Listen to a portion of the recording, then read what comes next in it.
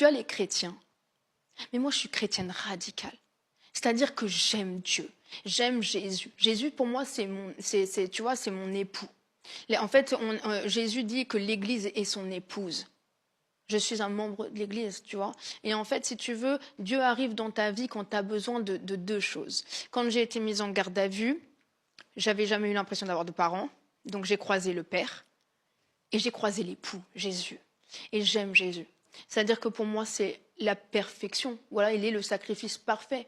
Tu lis sa parole, tu te dis, mais quel homme incroyable. J'ai pas le droit de me plaindre. Je dois être digne de lui. Il m'aime. Il m'a sauvée. Est-ce que ça signifie que tu es amoureuse de Jésus au premier sens du terme? Je l'aime, oui. Est-ce que ça veut dire que tu es amoureuse de Jésus comme moi, je suis amoureux de mon mec?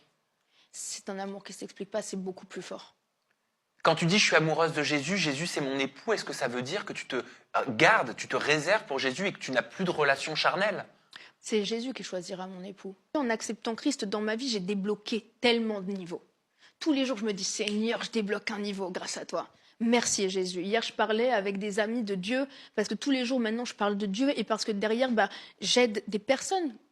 J'amène en fait le salut de Jésus pour les personnes qui ont besoin soit de se repentir, soit de retrouver la foi parce qu'ils sont dans des religions où ils ne sentent pas ce feu. Pourquoi? Parce qu'on est en relation avec Jésus. Je ne suis pas en religion, je suis en relation. C'est ça la différence.